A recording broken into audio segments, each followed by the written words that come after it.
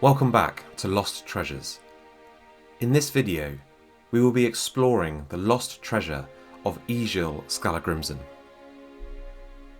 Deep within the annals of Viking Age history lies the captivating tale of Egill Skallagrimsson, a Viking whose extraordinary life straddles the realms of history and legend. Whilst we know he was a real person, most of what we know comes from the saga of Egill. The saga of Egill narrates a period from approximately 850 to 1000 AD and is believed to have been written between 1220 and 1240 AD by Iceland's preeminent medieval historian Snorri Sturluson. Egill lived in the 10th century and was a Viking warrior, poet and berserker. As death neared, he took his silver and hid it, somewhere on or near Mount Mosfell in Mosfellsdalur, 20 kilometres to the east of Reykjavik, Iceland's capital. Join us as we embark on a journey through time to unravel the mysteries of this formidable Viking warrior poet and explore the legends surrounding his hidden treasure. Born in 904 AD in the Bugans region of Iceland, Egill was the son of Skallagrimur Klöveldofsson and Bera Invadottir. Grímur and Bera had two daughters, Sæunn and Þórunn, and two sons, Þorolf and Egill himself. Most Icelanders can trace their family tree back to Egill. His father, Grímur, feuded with King Harald Fairhair of Norway and was among the first Norsemen to settle in Iceland after killing a ship of the king's supporters, including two of his cousins. Egill's family lineage, with its tales of feuds and adventures, resonates deeply with many Icelanders today. Like his father, Egill was ugly in appearance. This was not uncommon in Egill's family, and people since have suspected, based on descriptions and bones that have been found, that the family carried the genetic disorder Paget's disease, which causes bone deformation and mental derangements. Thick skulls and a tendency to go berserk were not really a disadvantage in the Viking Age, however, though Egill had one unusual string to his bow. He was a poet, perhaps one of the greatest of the Viking poets. Legend has it he composed his first poem at the tender age of 3 while intoxicated at a party. The poem was in praise of the host at the party that he'd sneaked into after his father had forbidden him from attending. Little did Grímur know that his son's poetic prowess would spare him punishment later on in life. Another incident from Egill's childhood sheds light on his complex character. At 6 years old, he found himself engaged in a ball game with a 10-year-old named Grim. Frustrated by Grim's victory and taunting, Egill lashed out, but his opponent simply laughed and threw him to the ground, igniting the mockery of other children. Fueled by fury, Egill returned with an axe, splitting Grim's head open and triggering a battle that claimed the lives of 7 men.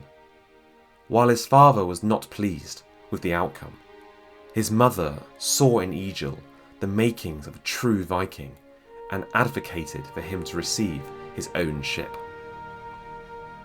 As fate would have it, King Harald Fairhair of Norway, with whom Grímur had feuded with, passed away, paving the way for the family's return to Norway. However, tensions remained high, and Egill's temperament clashed with many individuals. Atloy Bard, a kinsman of Queen Gunhilda, pushed Egill's buttons by refusing to provide him and his men with ale during a storm. Unbeknown to Egill, Atloy Bard was hosting a royal banquet and didn't wish to share his supplies. Egill's boisterous behaviour disrupted the feast, leading to a vengeful act of poisoning his drink. Suspecting foul play, Egill drew protected runes on the cup, causing it to burst from the poison's touch. In a fit of rage, Egill killed Atloy Bard when he tried to block his path. Queen Gunhilda, harbouring deep resentment, ordered her brothers to assassinate Egill and his brother Thorolf, who had previously been on good terms with her. However, Egill managed to outwit them, killing the brothers and escaping. The next year, Egill and his brother Thorolf went out raiding in Europe, as most Vikings did. Raiding was also called Go Viking. It was easy pickings, as most villagers would flee at the sight of the dragon boats, leaving the villages ready to be plundered. At one such village, Egill and his crew, however, stayed too long, finding their path back to their boat cut off by a heavily armed force of soldiers. After a brief standoff, they were captured. The villagers decided to keep them prisoner overnight, so that their deaths the next day could provide a spectacle. This turned out to be a serious mistake. Egill, due to his strength, was tied to a post in his cell, but this simply gave him something to batter the wall down with once he'd uprooted it. He reunited with his men, along with a Danish merchant family who were being held for ransom by the townsfolk. The Danes knew the layout of the village and were able to guide them safely and secretly first to the town's treasury, which they looted, and then to the edge of town. As they made to depart, Egill stopped.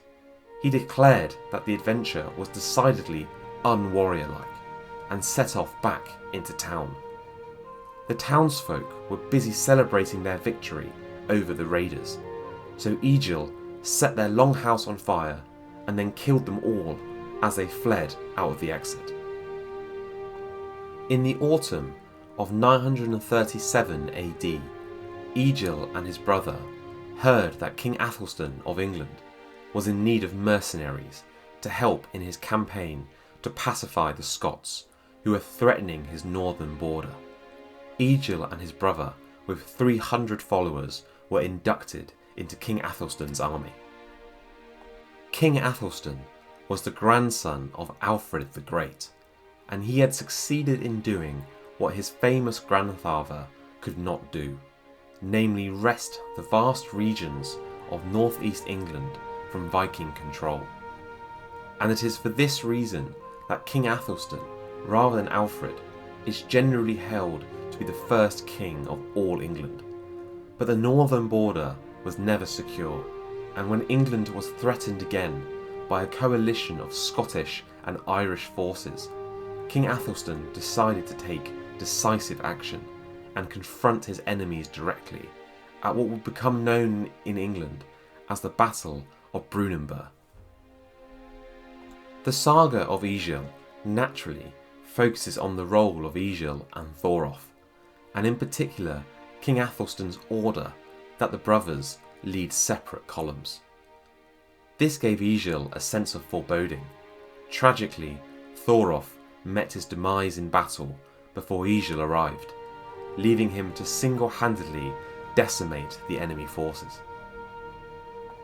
The battle ended in a great victory for the English, but Egill, who was down over the death of his brother, met with King Athelstan at a celebration banquet. Sensing Egill's dangerous mood, King Athelstan presented him with a gold ring, which placated the Viking somewhat. King Athelstan then gave Egill 2 chests of silver as compensation for Thorolf's death, which he instructed were to be given to Egill's father when he returned to Iceland. Egill decided to return to Norway in order to marry his widowed sister-in-law and take over his brother's inheritance. The royal family, however, had not forgotten their grudge against him. The inheritance had to be ratified by the king, but he, without any real legal justification, disallowed it, and instead gave the lands to one of his supporters. Egill demanded a holmgang a Viking duel to settle the matter, but it was denied. Enraged, he denounced the whole proceedings and departed. The king led a force after him, seeking to kill him, and though they overwhelmed his ship and killed many of his men, Egill escaped. Eventually, in a raid, Egill killed the supporter who had been given his lands, and in the same raid, the king's son was killed. Egill was banished from Norway as an outlaw. After, Egill returned home to Iceland, where he and his father argued over the money that had been sent to Grímr in payment for Thorolf's death, but which Egill had never delivered. In spite, Grímr then took his portable treasure out into the woods and buried it, before returning home and dying. Egill buried his father in the traditional mound, but with no grave goods, reasoning that those had been buried already. For a time, Egill took refuge in Iceland, until one year when he was travelling to England, his ship ran into a storm. Wrecked on the coast, he headed to the nearby town of York. He was shocked to find the previous king and queen of Norway, Eric and Gunhilda, were in the town as the king and queen of Northumbria, which had been ceded to them by King Athelstan.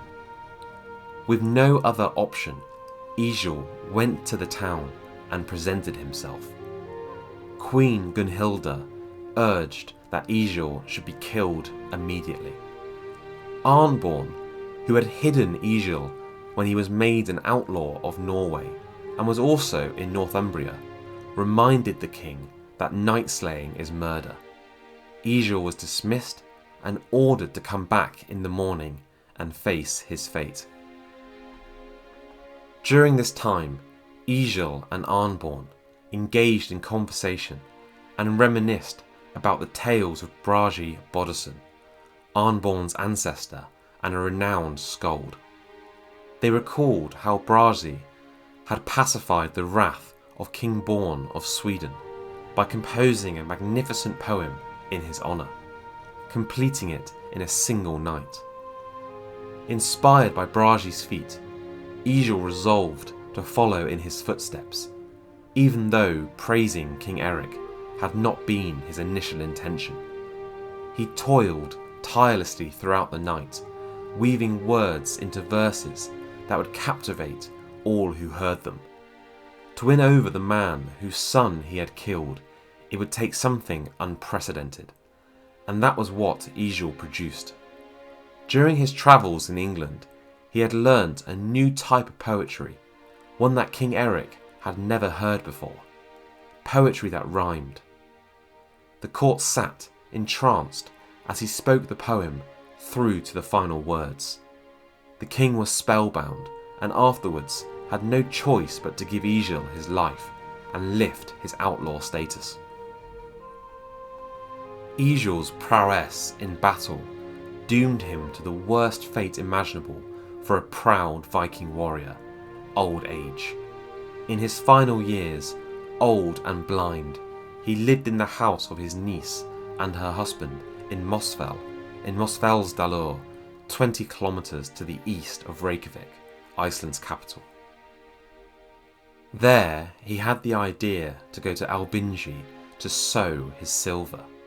The plan was to sit on a cliff above the outdoor parliament and throw the silver above the crowd, in the certain knowledge that not all would want to share equally and that fights would break out. Then he could one last time enjoy the sounds of battle. Alas, his niece's husband found out and spoiled his plan. One day, a blind old Egill said one evening that he was going out for a bath in the farm's hot spring pool. Instead, he left on a horse with 2 slaves and the 2 chests of silver he had argued with his father over so long ago. He returned the next morning with neither slaves nor silver. He had killed the slaves to keep the secret of his silver's whereabouts. Shortly thereafter, he caught a fever and died. There has been, through the ages, much speculation on where the silver might have been hidden, and even some attempts to find it. The clues the saga of Egill gives is that it might have been hidden in a ravine coming down east of Mount Mosfell, thrown into earth holes or sunk into the moors below Mount Mosfell. Furthermore, it states that some silver pennies were found in a ravine around the mid-13th century, shortly before the saga of Egill was written down on skin. In 1725, there was another find of silver pennies in a ravine. The scribe who wrote about it did not see the coins himself, but writes that he had been told they had an inscription of something like Ans Laffer. Only much later did scholars make the connection that this was close to how one of King Athelstan's opponents, Olaf, had his name inscribed on his coins, Anlaf. Archaeologists have found where they believe the old farm of Mosfell, where Egill's niece lived, might have been located, under the slopes of Mount Mosfell, one farm to the west of what is today Mosfell Farm. Should someone want to go and search for silver around Mount Mosfell, there are two things to bear in mind. Firstly, ask permission from the farmer or landowner. Secondly, should the silver be found, it should be reported to the National Museum of Iceland. Egill remains a national hero in Iceland, with statues and even beers named after him. Though it was deeds in battle that he valued, it is both his poetry and the legend of his treasure that ensures his legacy lives on. Thank you for joining me on this journey to uncover the mystery of the lost treasure of Egill Skallagrimsson. Please like, share and comment below. I will be releasing videos every Thursday. Be sure to subscribe to my channel and hit the bell icon to ensure that you don't miss them. Until next time, thank you.